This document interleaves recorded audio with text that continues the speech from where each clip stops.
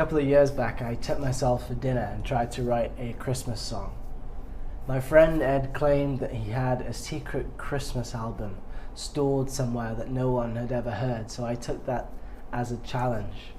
I went down to the Quality Chop House in London. It was cold outside but perfectly warm inside. There were candles shining against the dark wood, and I thought, when I walk back out that door in 2 hours, I'll have something that will change the way people see Christmas.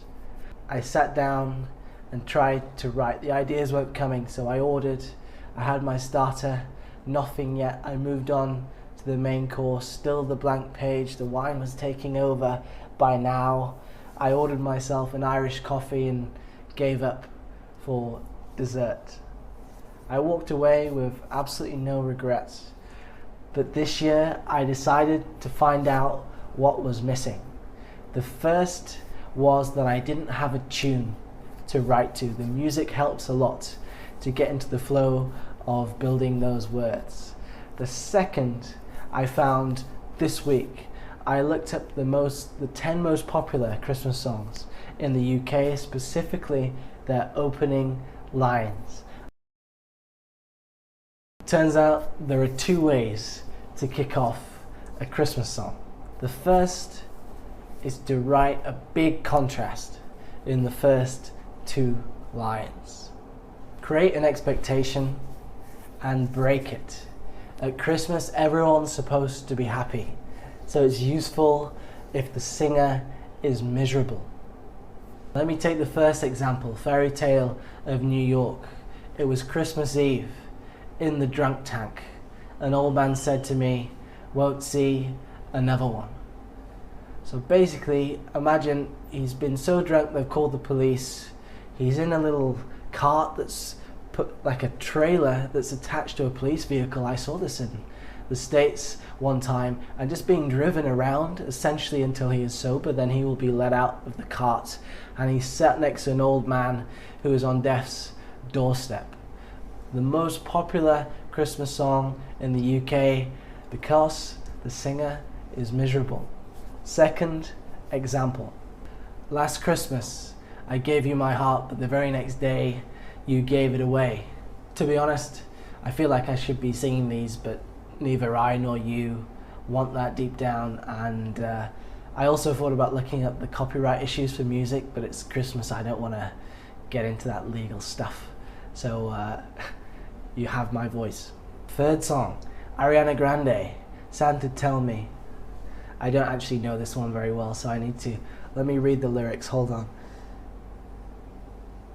Santa, tell me if you're really there. Don't make me fall in love again if he won't be here next year. Again, contrast of happiness and sadness.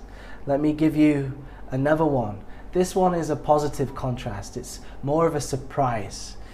I don't want a lot for Christmas. There's just one thing I need.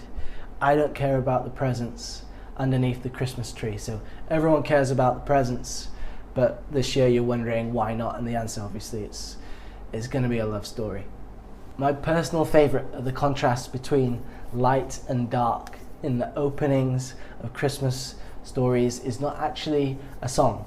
It is the short story that formed the basis of It's a Wonderful Life.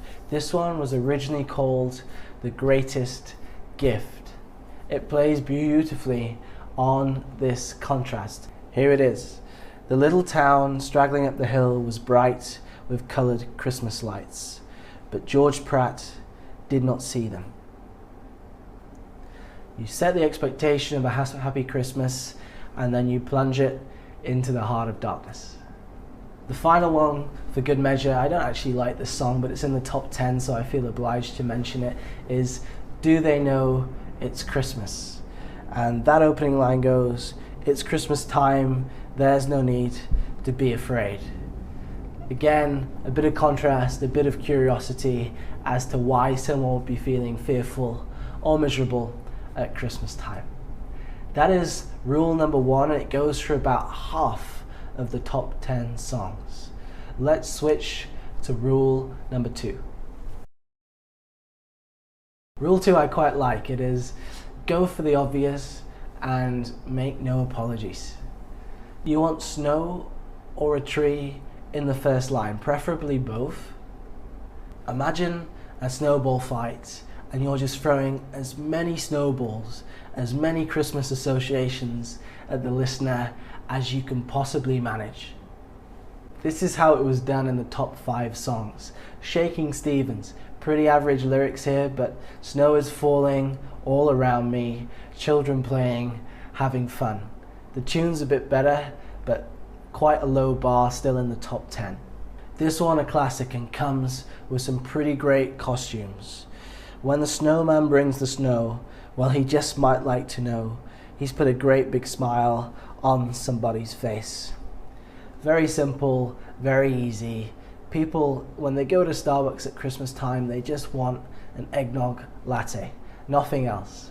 The second strategy is to give them eggnog latte. Another one in the top 10, rocking around the Christmas tree at the Christmas party hop. That's old school from the 50s, but again, making no apologies whatsoever.